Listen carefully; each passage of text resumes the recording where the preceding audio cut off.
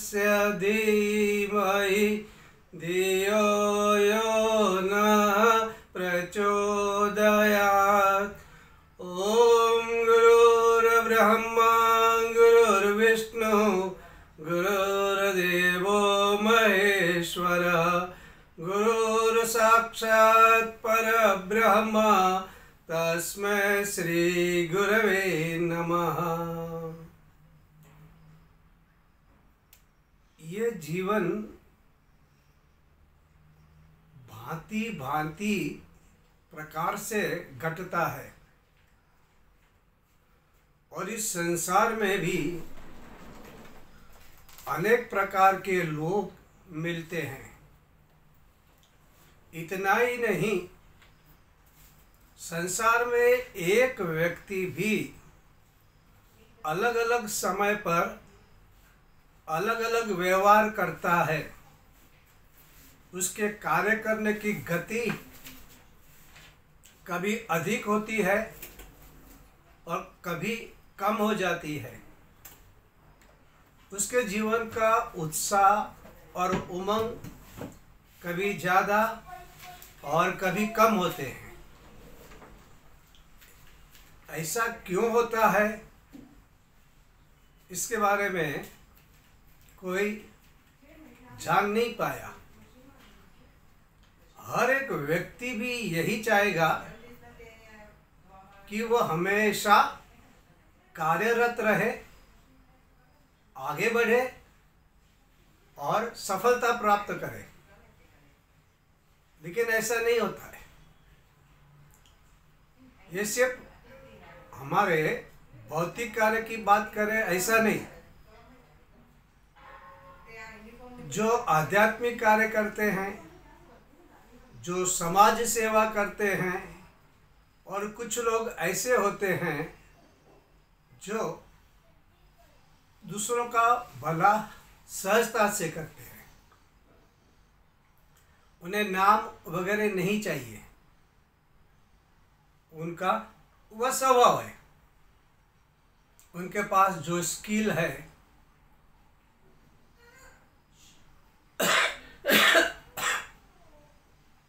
उसका वे सदुपयोग करते हैं।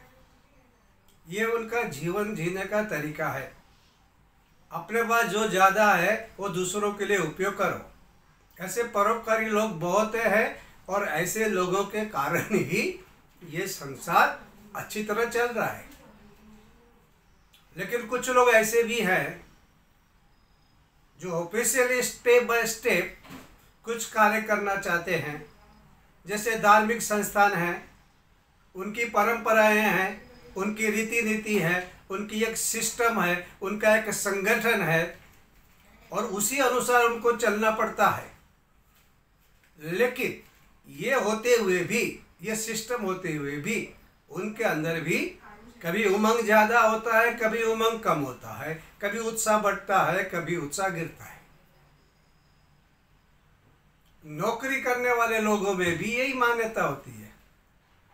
कभी वो इतना अच्छा काम करेगा, इतना उत्साह दिखाएगा, और कभी लगेगा यार इस पे क्या रखा हुआ है, मतलब नहीं कुछ, और एकदम ठंडा हो जाएगा। आदमी के अंदर तरंगे आती रहती हैं और वैसा आदमी पूरा बदलते रहता है। ऐसा क्यों होता है? ये सारा मन का खेल है। मन जैसा होगा वैसा उसका कार्य होते जाएगा। उत्साह भी, नफरत भी, घृणा भी, ये सब उसी कारण आते हैं। तो इसके बारे में एक एग्जाम्पल मैंने अभी पढ़ा।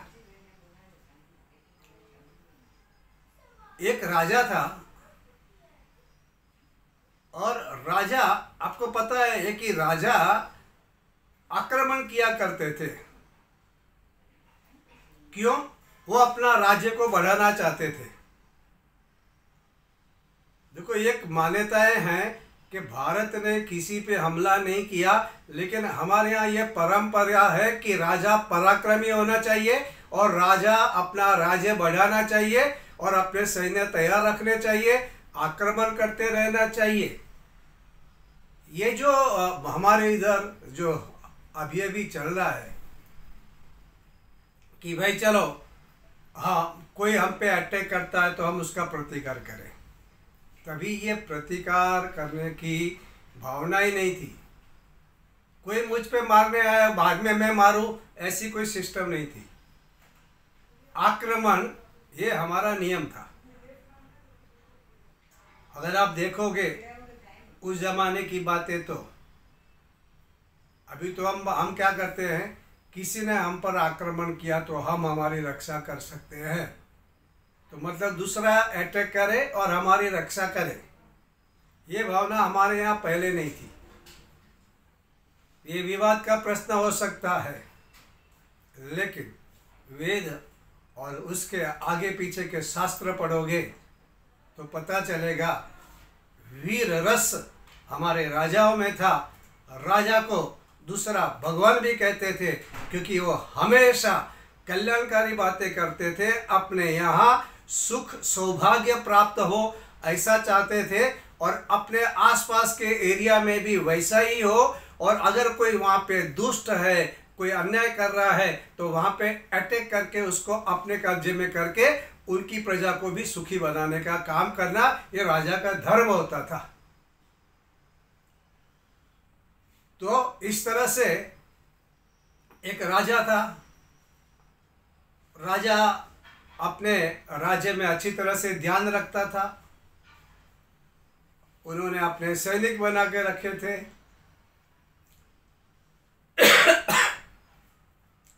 अभी अचानक क्या हो गया, उसके राज्य में दूसरे राजा ने हमला कर दिया। इसको बहुत तकलीफ हुआ, तो उन्होंने अपने सैनिकों को तैयार किया। अब लड़ना है, इसने हम पे धावा बोल दिया है। तो सैनिक तैयार हो गए लड़ने के लिए सब, क्योंकि योद्धा ही होते थे,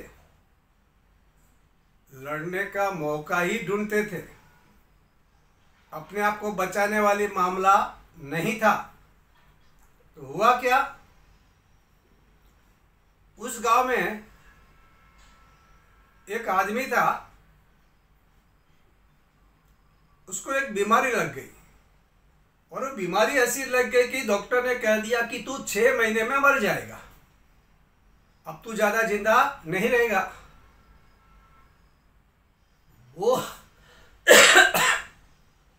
आदमी परेशान हो चुका, 6 महीना जीना है।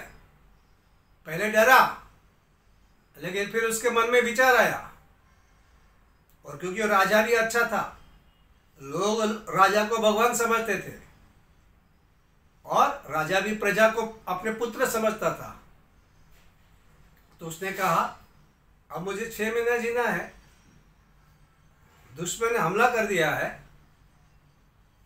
मैं लड़ता हूं, मुझे वैसा भी मरना है, वैसा भी मैं जिंदा नहीं रहने वाला हूं, वैसा भी मैं मर जाऊंगा, तो क्यों ना लड़ते लड़ते मरूं, क्यों ना राजा को काम आऊं, क्यों ना मेरे राज्य को काम आऊं। और उसने राजा से कहा, मैं इस समर में सबसे आगे जाके लड़ाई करना चाहता हूं, आप मुझे आज्ञा करें। राजा ने कहा, ठीक है, अगर तुम्हारी इच्छा है तो जाओ लड़ो। और ये लड़ने में गया, क्योंकि अब इसको अपनी जान की परवाह नहीं थी। अपनी जान की परवाह नहीं थी, वैसा भी मरना है, वैसा भी मरना है, और इसको काटो, इधर काटो, उधर काटो। और ऐसा जुनून भरा गया उसके अंदर कि उसने तो हाहाकार मचा दिया। दुश्मन का सैनिक डर गया और वो भाग गया। राजा को मालूम पड़ा, राजा ने कहा, अरे तू एक अकेला आदमी, इतना बड़ा परिवर्तन, तूने इतने बड़ी सेना को कैसे भगाया, तू कैसा ऐसा कातिल बन गया, तू बता तो सही। तो उसने कहा, राजा मुझे एक बीमारी लगी है जिस पे मैं 6 महीने के अंदर मर जाने वाला हूँ, तो मैंने सोचा वैसा ही मरना है तो क्यों ना लड़ते लड़ते मरूं, राज्य की रक्षा करूं, आपकी सेवा करूं। आपने हमें बहुत कुछ दिया है, आपके राज्य में हमने सारे सुख भुगते हैं, ये मेरा कर्तव्य है। मरने से पहले मैं राष्ट्र के लिए कुछ करना चाहता हूँ। राजा बहुत खुश हुआ। उसने कहा, तेरे एक के कारण मेरा राज्य बच गया, मेरा राज्य इतना आगे बढ़ा, अब तुझे मैं ऐसा मरने नहीं दूंगा। उसने राजवैद्य को बुलाया, उसको कहा, देखो इसकी बीमारी के बारे में देखो, बाहर से राजवैद्य बुलाओ, इसका ट्रीटमेंट करो, इसने हमारे देश को बचाया है, ये मरना नहीं चाहिए। और फिर क्या हुआ, उसका इलाज किया गया। बड़े बड़े राजवैद्य आए, राजा ने पानी की तरह पैसे खर्च किए और ट्रीटमेंट देते देते वो अच्छा हो गया, वो बिल्कुल अच्छा हो गया। अब राजा ने उसको लीडर बना दिया, युद्ध के सब व्यू के बारे में उसको सत्ता दे दी और सब ठीक चलने लगा। लेकिन अचानक वापस वही राजा इस राज्य पे अटैक करता है, युद्ध होता है। राजा को कोई चिंता नहीं थी। राजा बोलता है, मेरे पास मेरा आदमी है जिसने अकेले ने इस राज्य की सेना को पीछे ढकेल दिया था, आज भी है। अच्छा हुआ मैंने उसका इलाज किया, बच गया, स्वास्थ्य अच्छा है। और उसको ड्यूटी दिया युद्ध की। अब ये युद्ध में गया, लेकिन मजे की बात यह है कि अब वो पहले की तरह युद्ध नहीं कर रहा था, न कर पा रहा था। वो अपनी जान बचाने की कोशिश में था। जो पहले घातक बनता था, दुश्मनों के बीच में चला जाता था, आज वो अपने आप को संभाल रहा है और सैन्य आगे आता है, ये पीछे जाता है। क्यों, क्या हो गया? क्योंकि पहले उसे पता था वो मरने वाला है, और मरने वाला है तो अंदर जाके मरूं या बाहर मरूं। और सैनिकों के बीच में जाता था, उनको मारता था और आगे बढ़ता था, और सैनिक लोग डर के पीछे भागते थे। अब ये बच गया, अब इसको मालूम है उसका स्वास्थ्य अच्छा है, अभी वो मरने वाला नहीं है। मरने वाला नहीं है तो वो अपनी जान बचा रहा है, अपनी जान बचाने की कोशिश में है। और जान बचाता है तो थोड़ा पीछे आता है, सैन्य बड़ा है तो और पीछे और पीछे। राजा को आश्चर्य होता है कि ये क्या हो रहा है, ये वही आदमी है जो बीमार था, इसके बावजूद उसने इतना सारा काम किया, और अभी इतना स्वास्थ्य प्राप्त करने के बाद, इतना अनुभव प्राप्त करने के बाद क्यों लड़ रहा है, क्यों डर रहा है, क्यों पीछे आ रहा है। लेकिन ऐसा हुआ क्योंकि जब जान की परवाह नहीं थी, अभी जान की परवाह है। देखो, ये इतना मामूली फर्क हुआ और उसकी युद्ध नीति बदल गई और उसका रिजल्ट बदल गया। आपने कभी कभी देखा है, बिल्ली और चूहा, बिल्ली चूहे को पकड़ने के लिए भागती है, अधिकतर चूहा बच जाता है। क्यों? बिल्ली भोजन के लिए भागती है, चूहा अपनी जान बचाने के लिए भागता है। तो जान बचाना ज़्यादा कीमती है, इसलिए चूहा कैसा भी करके वहाँ से निकल जाता है। ये सबके साथ, ये सृष्टि में, ये जीव सृष्टि में सभी को ऐसा है। जहाँ अपनी जान बचानी है तो वे लोग क्या करेंगे, अपने आप को मेहनत करके बचा लेंगे। ये इतना सहज है, सबके लिए ऐसा होता है। तो इस एग्जाम्पल से हम ये जान सकते हैं कि जीवन में हमें किधर भी कुछ करना है, सफलता प्राप्त करनी है, वो सफलता जो असंभव दिखती है, वो सफलता जो संभव नहीं दिखती है, लेकिन वो सफलता अगर आदमी ध्यान पर आ जाए, दृढ़ निश्चय कर रहे, अपनी परवाह छोड़ दे। जिन्होंने अपनी परवाह की है वो कभी न बिजनेस में आगे आ गए, न उन्होंने कोई नया काम किया है। आप लोगों को मालूम है, कुछ लोग ऐसे होते हैं जो एक नौकरी करते हैं और जिंदगी भर एक ही नौकरी करते रहेंगे, एक ही नौकरी, उनका घर भी वैसा है, उनका पलंग भी ऐसा, बोनस आएगा तो चादर बदल जाएगी, नहीं आएगी, लेकिन पलंग वही रहेगा, घर का दरवाज़ा वही रहेगा, रंग बदलेगा, साल में एक दो बार कपड़े आएंगे, वस्त्र आएंगे, लेकिन उनका जीवन सादा। साल में एक बार किधर जाएंगे पिकनिक के लिए, घूमने के लिए, एक बार मंदिर के दर्शन के लिए जाएंगे, घर में एक आध दिन सत्यनारायण की पूजा करवाएंगे, और उनका जीवन वैसा चलता है।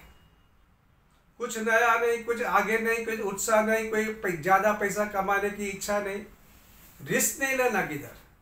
नौकरी है तो बस यही नौकरी, ये नौकरी छोड़ के दूसरा कुछ बिजनेस नहीं करना, नई नौकरी नहीं लेनी है, क्योंकि कितना रिस्की है। ये नौकरी भी चली गई, वो नौकरी भी चली गई। अच्छा, अभी बिजनेस करना है, ये बिजनेस में कुछ लॉस हुआ तो क्या करना। नौकरी अच्छा है, चलता है, काय के लिए, शांति में विक्षेप करने का, और फिर वो लोग कुछ नहीं करते क्योंकि आगे हिम्मत नहीं होती है। लेकिन तुम लोगों ने देखे होंगे कि कई ऐसे होते हैं, गांव से कुछ लोग आते हैं, अंगूठा छाप है, अनपढ़ है, उनके पास कुछ भी नहीं, किधर भी नौकरी करेंगे, किसी के पास जाएंगे, सेठ बोलेगा जा चाय बोल के आ, सेठ बोलेगा सवेरे झाड़ू निकाल, उसके काम का कुछ ठिकाना नहीं। ऐसे लोग हैं। लेकिन ऐसे लोग कभी हमको मिलते हैं, आप उसको मिलेंगे 2-3 साल के बाद तो वो तो बहुत बड़ा सेठ बन गया है, वो तो पूरा बिजनेस संभाल रहा है। बात क्या हो गई? अरे ये आदमी तो गांव से आया, इसको कुछ अनुभव नहीं, काम भी कौन सा, सवेरे आके झाड़ू निकालता था और क्या करता था, सेठ बोलता था चाय लेके आ तो चाय लेके आता था, और सडनली 2-3 साल में वो बिजनेस का मालिक बन गया। और वो आदमी जो कई सालों से काम कर रहा है, फिक्स इनकम है, वो आदमी आज भी उधर ही है। तो ये रास्ते का आदमी करोड़पति बन जाता है, ऐसा आपने देखा होगा। आप कभी भी स्टडी करना, ऐसा होता है। अगर आप मस्जिद बंदर जाओगे, दाना बंदर जाओगे, तो जो लोग स्टेबल है वो अभी भी वैसे हैं, वो अभी भी वो मिडिल क्लास जीवन जी रहे हैं। लेकिन जो ऐसे हैं जिनके पास कुछ धंधा नहीं, आवक नहीं, खोने को कुछ भी नहीं, ये अच्छा ये नहीं तो अच्छा, ये इधर नहीं तो उधर गया, क्या खोएगा? कुछ भी नहीं। इधर भी तो कुछ भी नहीं था, इधर भी चाय का ऑर्डर झाड़ू निकालने का था, चलो ये करते हैं, उसमें जो होगा क्या फर्क पड़ेगा, एक कप चाय तो किधर से पी लेंगे, आधी रोटी तो मिल जाएगी, और वे डेयरिंग कर लेते हैं। और जब भी कभी हम कोई साहस करते, हिम्मत करते हैं उसमें कुछ मिलता है। उसी तरह से अगर आप धार्मिक संस्थान में भी है या सामाजिक काम करते हैं, उसमें भी अगर आप कहेंगे, देखो अभी कितने लोगों के घर में ऐसा होता है कि भाई सवेरे उठना, जो बचपन से सीखा है उतना माला करना 5 मिनट, कुछ लोगों में भाई सवेरे पैर पढ़ के जाना, तो फिर वो जिंदगी भर एक ही काम करेंगे, पैर पढ़ते जाएंगे और काम पे जाएंगे। उसमें अध्यात्म में उन्नति करें, थोड़ा मेडिटेशन करना सीखे, थोड़ी भगवत गीता पढ़ना सीखे, वेद के बारे में सीखे और आगे विकास करें, वैसा नहीं करते। उनके लिए उतना ही है, ठीक है, अब हाथ जोड़ा काम, ये हमारी परंपरा है। ये परंपरा निभाने वाले बहुत हैं। लेकिन कुछ लोग ऐसे हैं जिनके घर में मावाली गिरी है, जिनके घर में कोई भगवान का नाम नहीं, वो आदमी अगर किसी अध्यात्म में जुड़ता है तो सडनली वो 5-6 साल में बहुत आगे बढ़ जाता है। वो मेडिटेशन करता है, वो बहुत सारे काम करने लग जाता है और बहुत से लोगों का जीवन बदलने के लिए प्रेरित करता है। ये ऐसा होता है क्योंकि ये आदमी ने एक अपना स्टेबल लाइफ बना लिया, लेकिन ये आदमी के पास कुछ भी नहीं था। इसके घर में वो हम कहते हैं ना अभी वाल्मीकि वाली बात, मरा मरा करके वो वाल्मीकि बन गए। ये ऐसे जो लोग रहते हैं वो धीरे धीरे इतने आगे बढ़ जाते हैं कि अध्यात्म में बहुत सारी बातें कर देते हैं। इसलिए अब कहने का तात्पर्य क्या है? कहने का तात्पर्य यही है कि आप अगर कहीं साहस करने जाते हैं, आप अपने आप को एक फील्ड में बना के रखेंगे तो आपका विकास नहीं होगा। चाहे वो धन कमाने में हो, चाहे आध्यात्मिक में हो, चाहे सामाजिक कार्य। सामाजिक कार्य में भी बहुत से लोग ऐसे होते हैं, कई सालों से समाज का काम कर रहे हैं, लेकिन उनका काम वही है, वो वैसे ही रहते हैं। और कुछ लोग ऐसे हैं जिनको समाज के कार्य के बारे में कुछ पता नहीं और सडनली इतना छलांग लगा के आ जाते हैं कि वो समाज के मुख्य कार्य करने लग जाते हैं। उनके अंदर इतनी हिम्मत आ जाती है, उनको पहले कुछ नहीं मालूम था ये समाज क्या होता है, कैसे काम करता है। अचानक परिवर्तन आता है, अचानक इतनी हिम्मत आती है, क्योंकि ये आदमी जिस तरह से सोचता है। इसलिए कभी भी हमारा जो मिडल वे है वो रूटीन को पकड़ लेते हैं तो फिर नहीं होता है। वो आदमी ना बहुत अच्छा बन पाएगा ना बहुत बुरा बन पाएगा। कितने लोग ऐसे होते हैं वो वैसे के वैसे रहेंगे, वो अच्छे भी नहीं बनेंगे, बुरे भी नहीं बनेंगे। और कुछ लोग ऐसे होते हैं वो इतने अच्छे बन जाएंगे, इतने आगे बढ़ जाएंगे, या तो इतने गिर जाएंगे कि इसके बारे में हम सोचेंगे नहीं, क्योंकि उन्होंने अपने रूटीन को छोड़ दिया। फिर जैसे संजोग और उसका मन और उसके मन की सोच वो जैसी होगी वैसा उसका व्यक्तित्व बनते जाएगा। ये इतना काम करने का तरीका है, तो इसमें बहुत मज़ा आती है। अगर आपको लगता है कि आप गायत्री उपासक है तो कभी आप ये भी सोचें कि ठीक है मैं इतना करता हूँ, अभी मैं आगे जाऊँ, मैं पंचकोशी उसके बारे में सोचो। अब कुछ नहीं है, साहित्य में से आपको मिलता है मार्गदर्शन। अब वैसे गुरु वैसे साधक ये मिलना मुश्किल होते जा रहा है। हरिद्वार जाओ, हिमालय जाओ, काशी जाओ, लोग मिलना मुश्किल है। लेकिन आज भी इतने पवित्र ग्रंथ है, प्रामाणिक ग्रंथ है, जिसके सारे आप प्रैक्टिस कर सकते हैं, घर में आउट ऑफ द वे जा सकते हैं।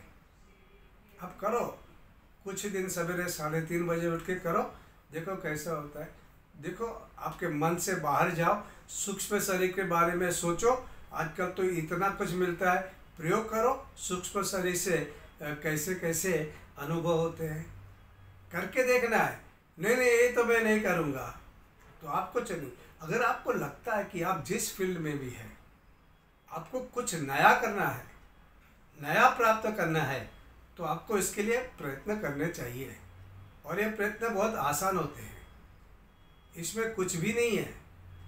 ये जितने लोग भी आगे आए हैं वे ऐसे नहीं कि वो उनमें कुछ हमसे ज़्यादा चमत्कार थे, हमसे ज़्यादा शक्ति थी, हमसे ज़्यादा समझ थी, ऐसा कुछ भी नहीं है। सब सामान्य लोग हैं, लेकिन सामान्य लोगों ने वैसा माना और किया। और हम बोलते जाने देना यार, काय के लिए यार, ऑलरेडी इतने टेंशन है, नया टेंशन किधर लो। नहीं, ये हमारा काम चल रहा है, सदियों से चल रहा है, शांति से चल रहा है, किधर तुम नई बात कर रहे हो। और इसलिए आदमी वहाँ का वहाँ रह जाता है। इसलिए कुछ भी हो, जैसे कि एक तुम वो कहते ना, वो बोला कि मैं मरने वाला हूँ तो मैं युद्ध करूँगा, वैसा ये सोच के कि भाई अभी मेरा कुछ भी हो जाए मैं करूँगा, तो आप कर सकते हैं। विवेकानंद जी भी एग्जाम्पल देते थे श्रद्धा के बारे में कि भाई भगवान को पाना है तो उन्होंने एक आदमी का नाक बंद के पानी में डुबा के बोलता कैसा अभी तेरे को बाहर आने की इच्छा होती है, बस वैसा जान जा रही है और करना है, जान बचानी है, ये इस तरह का होता है। सब कुछ छोड़ दो तो आता है, क्योंकि ऐसा कहेंगे कि मुझे तैरना भी है लेकिन मैं पानी में नहीं गिरूंगा तो तैरना नहीं सीख पाता है। उसके लिए पानी में गिरना पड़ेगा, फिर रिस्क नहीं लोगे और मुझे पैसे वाला बनना है, पैसे वाला बनना है तो रिस्क तो लेना पड़ेगा। विदाउट रिस्क ये जो बड़े बड़े इंडस्ट्री वाले हैं वो कितना रिस्क लेते हैं। रिस्क बहुत प्रकार के होते हैं, पैसे का भी रिस्क है, परिवारों में भी रिलेशन भी होता है, गवर्नमेंट है, दुश्मन है, दूसरे देश के लोग भी है, उनमें से लड़के बाहर निकलना पड़ता है तो उसके लिए हिम्मत करनी पड़ती है, शांत मन से हिम्मत करनी पड़ती है।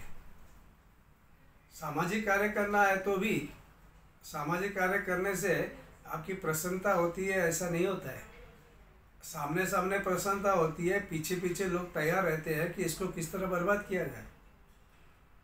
धर्म का क्षेत्र भी छुट्टा नहीं है, ये मत समझना कि धर्म में सब लोग बैठे हुए हैं वे सुखी भी है और अच्छे भी हैं।